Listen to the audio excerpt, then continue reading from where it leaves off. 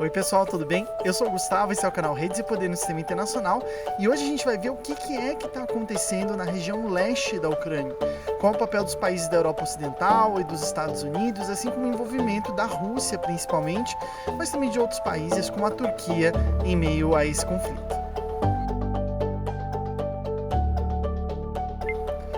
Bom pessoal, um tempo atrás a gente fez um vídeo aqui no canal a respeito da situação no Mediterrâneo Oriental, principalmente aquela região ali da Turquia, do Levante, né, onde ficam Síria, Palestina, Israel, mas também falando do Egito, da Líbia, um pouco da Itália e trazendo algumas mudanças fundamentais ali naquela região que acabavam trazendo consequências, de uma forma ou de outra, para as relações geopolíticas que se estabeleciam ali naquela região. Logo em seguida desse vídeo, muitas discussões começaram a surgir, tanto dúvidas que foram enviadas para o canal, quanto temas, né, no noticiário que foram aparecendo com relação a uma região próxima a essa, que não tem ligação, digamos assim, direta, mas que de uma forma ou de outra tem uma influência muito grande também naquilo que acontece no Mediterrâneo Oriental, que é a região um pouquinho mais ao norte, a região do Mar Negro, né? Lembrando que a Turquia, de uma forma ou de outra, ela é a gente fala aqui na América do Sul de países bioceânicos, né? A gente poderia dizer que a Turquia é um país bimarítimo, né? Porque ela está tanto no mar Mediterrâneo quanto no Mar Negro, um pouco mais ao norte. E aí, justamente em razão dessa questão do Mar Negro, começaram a surgir dúvidas e questões a respeito do conflito na Ucrânia, que vem acontecendo desde 2014, com movimentos políticos muito representativos vindos também de outros tempos, né, de outros períodos ali daquela região. E aí a gente decidiu fazer um vídeo a respeito desse tema, né, com relação ao leste da Ucrânia, trazendo algumas das últimas informações disponíveis a respeito do conflito que está acontecendo por lá e tentando de uma forma ou de outra compreender o sentido dos movimentos geopolíticos que têm acontecido lá na região. Então vamos lá, em primeiro lugar, para a gente pensar de uma forma mais clara, passou um passarinho aqui, eu estou ainda naquele novo cenário, digamos assim, que é um cenário temporário que a gente está usando, mas aproveitando um pouquinho da natureza, né? Aqui no canal vocês vão se lembrar que já algumas vezes a gente anda fazendo uma distinção muito importante entre o que é geopolítica e o que é geoestratégia. Esses dois termos são termos que geralmente são traduzidos de uma forma meio parecida, são usados como se fossem equivalentes e de uma forma bem interessante, né, são conjugados da mesma forma como política internacional. Então quando a gente for ver lá, por exemplo, quem trata de política internacional no ensino médio, por exemplo, geralmente é o professor de geopolítica, né, do professor de geografia quando está falando de geopolítica, ou a professora de geografia quando está falando de geopolítica. Então a gente tem aí essa, não vou dizer uma confusão, mas um uso conjugado, digamos assim, nesses dois conceitos que na verdade tratam de coisas próximas, porém diferentes. E aqui no canal a gente tende a utilizar a definição do professor Pedro de Pesaro Correia. Vou colocar aqui a referência, ele tem um artigo chamado justamente Geopolítica e Geoestratégia, onde ele fala dessa confusão sobre os dois termos, principalmente depois da Segunda Guerra Mundial, quando começa a surgir a ideia de segurança internacional, que foi o tópico do nosso vídeo agora de quarta-feira. O nosso último vídeo falou mais, né, de segurança a partir dos anos 80, anos 90, mas já trazendo um pouco dessa discussão pós Segunda Guerra Mundial, da ideia de segurança e como que ela confundiu mais ou menos questões que eram internas com questões externas, trazendo aí novas características para as discussões de política internacional. O professor Pedro Pesaro Correia, nesse artigo, ele fala de uma colonização da geopolítica pela geoestratégia. Ou seja, o que a gente hoje fala normalmente, né, chama de geopolítica, seria, na verdade, uma questão de geoestratégia, né, traduzida e trazida, na verdade, por esses diferentes formatos, né, essas diferentes formas de se referenciar a fenômenos diferentes. O professor Pedro Pesaro Correia usa a seguinte definição, que eu já explico por que isso é importante, principalmente no caso do conflito do leste da Ucrânia. Bom, a geopolítica, ela seria o estudo das constantes e variáveis do espaço, que, ao objetivar-se na construção de modelos de dinâmica de poder, projeta o conhecimento geográfico no desenvolvimento da atividade política do Estado.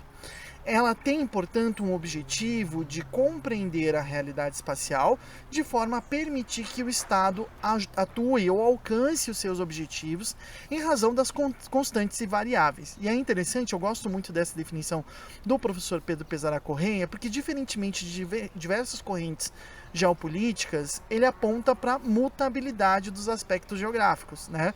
Não há um determinismo. Então isso é algo interessante para pensar. Por sua vez, a geoestratégia seria o estudo das constantes e das variáveis no espaço, que, ao objetivar-se na construção de modelos de avaliação e emprego de formas de coação, projeta o conhecimento geográfico nas atividades estratégicas, ou seja, aquelas que são relacionadas ao uso real ou potencial da força, né? Estratégias de uso da violência de fato ou estratégias de dissuasão, né? Por ameaças de uso da força, né? Que não se realizam, mas que têm um caráter importante na definição das relações, principalmente entre os estados. Por que essa diferenciação ela é importante no caso da Ucrânia e no caso do conflito que está acontecendo no leste daquele país?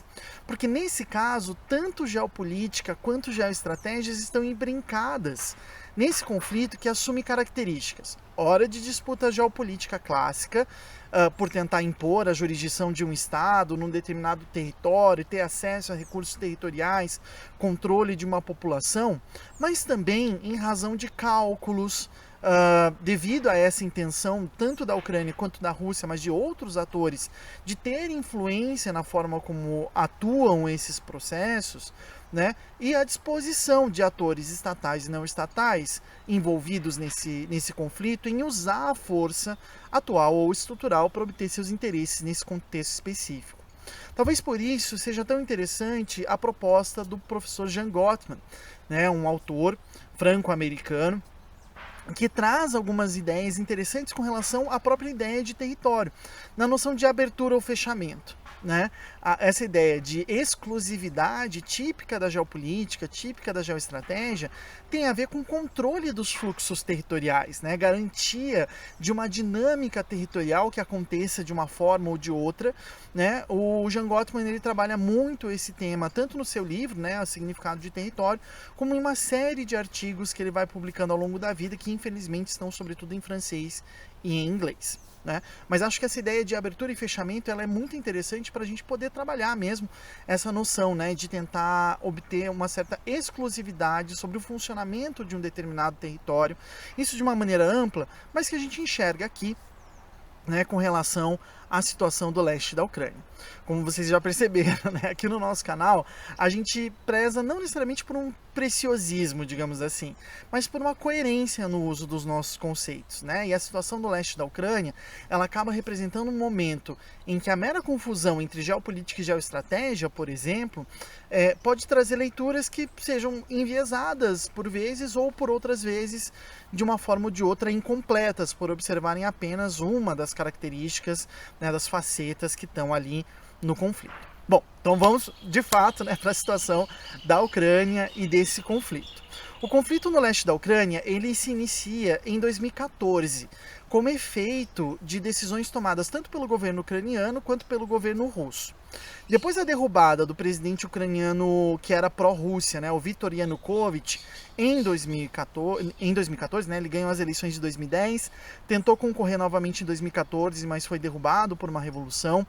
E depois da ascensão depois da realização dessa revolução e a ascensão de um regime nacionalista de extrema direita na Ucrânia, o governo do Vladimir Putin lá na Rússia tentou garantir, né, resolveu tentar garantir que regiões do país que giravam em torno da influência russa permanecessem ligadas ao seu centro de decisão em Moscou. E por isso que essa ideia de abertura e fechamento ela é muito importante. Porque esse é um aspecto essencial da própria Revolução Laranja de 2004, entre 2004 e 2005, que gerou o contexto, digamos assim, que leva ao conflito que a partir de 2014 se torna um conflito não mais político, mas um conflito armado ali na região do leste da Ucrânia. Porque tem um aspecto que é muito pouco debatido com relação à Revolução Laranja de 2004. não era apenas um embate possível entre aquelas parcelas da população da Ucrânia que eram mais eurófilas, mais ligadas aos Estados Unidos, e outras parcelas da população mais russófila, digamos assim, ou mais próxima das intenções do governo do Vladimir Putin. No bojo da discussão, né, no fundo do debate, que a gente não observa até por falta de acesso às fontes primárias, às discussões e por fazermos nossas análises muito pautadas em notícias de agências, sobretudo ocidentais, sobre o tema, que portanto pegam aquilo que é fora do comum e não o debate geral, né?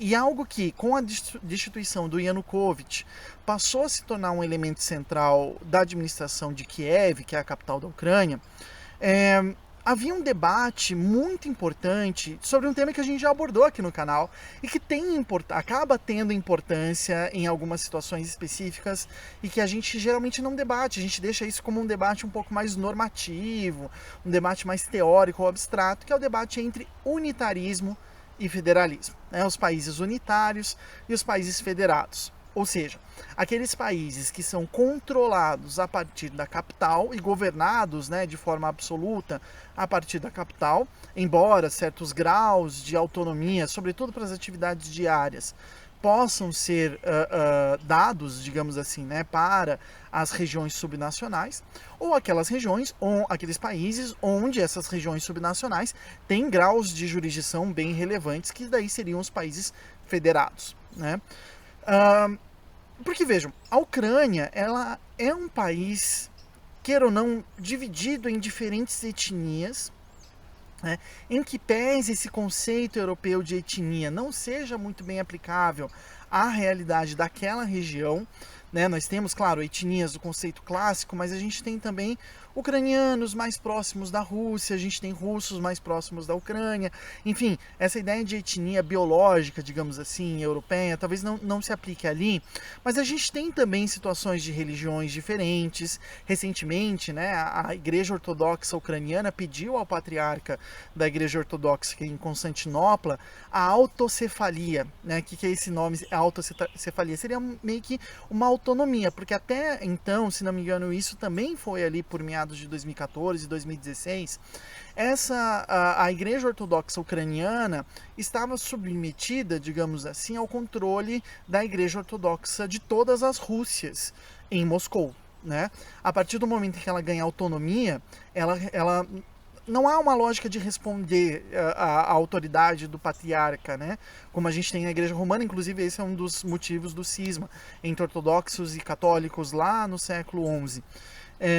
Mas o que há é uma autonomia cada vez maior, inclusive para o uso de ritos e da língua ucraniana para os ritos religiosos, etc. Enfim, além de outros aspectos, principalmente na nomeação de diferentes bispos, né? Um processo que vai diminuindo a influência da Igreja Ortodoxa Russa sobre a Igreja Ortodoxa Ucraniana, que de uma forma ou de outra se torna mais autônoma, né? Então, esse processo de autonomização, vejam que tudo isso tem a ver com fechamento e abertura dos territórios, né? Eu vou cercando, digamos assim, a influência russa e vou aumentando ou a autonomia ou a possibilidade dos ucranianos se tornarem um pouco mais, digamos assim, independentes no cenário internacional. Só que qual que é a grande questão? A Ucrânia, ela estava conformada num regime federal. Ela já era um regime federal, né? A independência ucraniana da União Soviética, lá em 91, 92, construiu um país, né, organizado em diferentes graus de autonomia, mais ou menos como a Rússia, né? Na Rússia a gente tem diferentes graus de autonomia com relação à capital federal em Moscou e São Petersburgo, né? Algumas jurisdições estão em São Petersburgo. Mas a Ucrânia, ela também se constituiu em uma federação, porque grande parte do país estava sob controle de Kiev, mas havia regiões autônomas. E essa diferença entre regiões autônomas ou concentração do poder em Kiev está de uma forma muito relevante no cerne da discussão, inclusive que levou ao conflito atual lá na Ucrânia, que a gente vai analisar daqui a pouquinho. Né? Por quê? Porque lá na Revolução Laranja de 2004, o debate era justamente esse. A gente aponta, né, geralmente quando a gente fala de Ucrânia, aparece um mapinha, né, de porcentagem de etnia russa, porcentagem de fala russa, porcentagem de fala ucraniana, porcentagem de etnia, mas isso aparece meio que com uma cartografia demográfica, né, meio que, ó, que existe. Mas essa oposição étnica, religiosa, linguística, ela também é relevante para a gente entender o conflito que estava acontecendo em meio à Revolução Laranja. Porque, de um lado, a gente tinha o partido apoiado por Moscou, que tinha como nome justamente o Partido das Regiões, que era aquele liderado pelo Viktor Yanukovych e que tinha uma proposta mais voltada para a lógica federalista, a manutenção da autonomia das regiões, como a Crimeia, o leste da Ucrânia, que são majoritariamente relacionados com a Rússia. E do outro lado, nós tínhamos os partidos eurófilos da região oeste da Ucrânia, muito mais relacionados a elites próximas ao Ocidente, né, que viam na OTAN, né, a Organização do Tratado do Atlântico Norte, uma forma de garantir a independência dessa região ocidental do país com relação à influência russa, e que tinha uma elite muito marcada por serviços urbanos e dependente da exportação de alimentos para a União Europeia. Né? E que uma elite que não detinha de uma forma ou de outra acessos à parte industrializada da economia ucraniana, que reside sobretudo nas regiões montanhosas do leste, perto da fronteira com a Rússia. É esse embate entre federalismo e unitarismo, ou seja, um federalismo que vigia já na Ucrânia e as sucessivas tentativas de centralizar o poder em Kiev, que levaram tanto à invasão da Crimeia por parte dos russos em 2014, quanto a sua influência cada vez maior na região que a gente denomina de Donbass, né, a região da bacia hidrográfica do rio Donetsk, no extremo leste lá da Ucrânia, que dá acesso ao mar de Azov, que fica entre essa região da Ucrânia, a Crimeia e o Distrito Federal do Sul da Rússia, meio que na antessala, digamos assim, das montanhas do Cáucaso, e de uma região conflituosa e conturbada da Armênia, do Azerbaijão e da Geórgia, que a gente está acompanhando, né, estão tendo conflitos armados, inclusive em torno da região do Alto Karabakh, que a gente já analisou também aqui no canal. Bom, recentemente, alguns movimentos puderam ser observados nesse sentido. Em primeiro lugar, a gente observa uma vontade cada vez maior do governo estadunidense do Joe Biden de se retirar do Afeganistão, de forma a permitir um desengajamento naquela região da Ásia Central, para que os Estados Unidos possam dar atenção plena e mobilizar suas tropas, se necessário, com relação à Rússia e à China. O governo do Biden chegou, de uma forma ou de outra, a organizar um evento com o Vladimir Putin em Viena, na Áustria. É importante a gente lembrar que Viena, ao longo da Guerra Fria, sempre foi um palco neutro, digamos assim, até pela Áustria estar justamente na região da Cortina de Ferro, né? Numa situação de encontro entre os regimes comunistas e os regimes capitalistas. E historicamente ela tem um papel importante na tentativa de resolução das tensões entre leste e oeste na Europa. Ao mesmo tempo em que o Biden busca relações diplomáticas, ele também tem, porém, uma ação meio complicada com relação à Rússia, porque ele anuncia essa intenção de realizar um encontro direto com Vladimir Putin em Viena, ao mesmo tempo em que ele aplica sanções em indivíduos e empresas russas, acusando tanto os indivíduos como as empresas de envolvimento nas eleições estadunidenses de 2014 e ataques cibernéticos, 2016, perdão, e ataques cibernéticos que andam acontecendo lá no país. A Rússia, por sua vez, realizou jogos militares ali na região do Mar de Azov, do Mar Negro, o que chama a atenção também do governo da Turquia. A gente falou bastante disso lá no nosso vídeo sobre a região do Mediterrâneo Oriental, né? E criou um problema com a Ucrânia, porque no meio desses jogos militares, navios ucranianos ficaram presos, não tiveram, né, o Estreito de Kerch liberado para sua passagem, que é um ponto de conflito, um ponto de embate entre o governo russo e o governo ucraniano. Ao mesmo tempo, a Rússia tem aumentado a quantidade de tropas ali na fronteira com a Ucrânia, nessa região do Distrito Federal do Sul, aumentando a pressão sobre o conflito que acontece nessa região do Donbass, um conflito que tem características de guerra civil, ainda que haja ligação direta entre os grupos paramilitares com os governos centrais, tanto em Moscou como em Kiev. Bom, o que a gente pode esperar dessa situação toda? Infelizmente, a gente ainda não pode dizer que o conflito ali na região do leste da Ucrânia vai se resolver tão cedo, né? Isso decorre de vários fatos, mas principalmente por envolver, como a gente disse acima, tanto aspectos de controle das atividades territoriais de determinadas regiões, como aspectos geoestratégicos, né? O uso da força, né? A disposição dos atores ali na região em utilizar a força para ter esse tipo de controle das atividades, das dinâmicas territoriais. Isso também para não falar de alguns aspectos geoeconômicos, que a gente não vai poder falar aqui, senão a gente ficaria num vídeo eterno, porque daí envolveria, né, mais uma série de coisas. Mas se vocês tiverem interesse, coloca aqui nos comentários que a gente aborda num outro vídeo daí alguns aspectos geoeconômicos relevantes daquela região. O que a gente pode sim afirmar é que a mudança de governo nos Estados Unidos pode acelerar alguns processos relevantes para esse conflito ali no leste da Ucrânia, em alguns movimentos, né?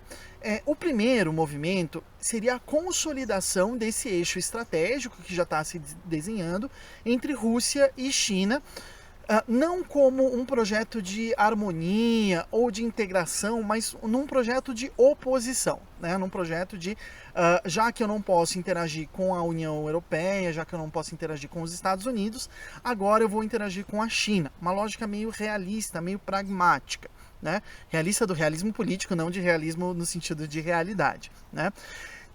Desde que foram aplicadas as sanções econômicas por parte dos Estados Unidos e da União Europeia na Rússia, em razão da invasão da Crimeia em 2014, a gente observa uma certa complementariedade entre as economias russa e chinesa.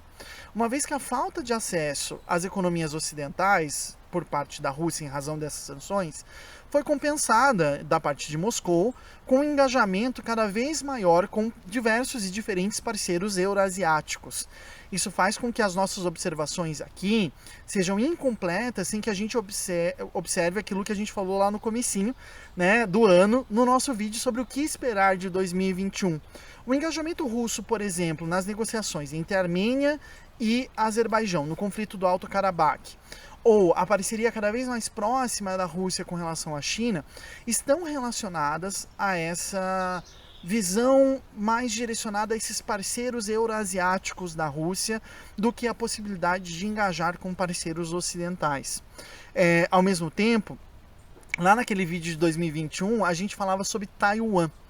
Taiwan talvez seja o ponto de tensão mais importante a ser observado no longo prazo, porque inclusive a gente está se aproximando, como eu disse lá naquele vídeo de 2021, dos 100 anos do Partido Comunista Chinês.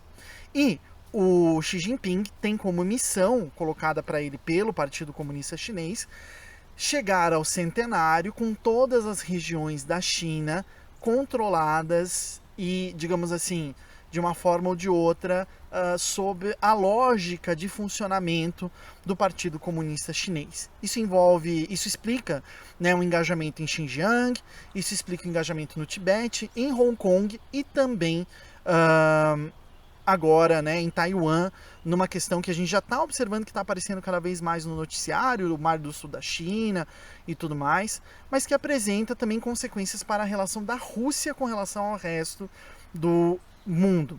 O movimento com relação à Rússia por parte dos Estados Unidos e da União Europeia estão cada vez mais relacionados à expectativa de respostas também por parte da China, né? E aí a gente vai vendo um enquadramento cada vez maior, né? Um tensionamento cada vez maior dessas características.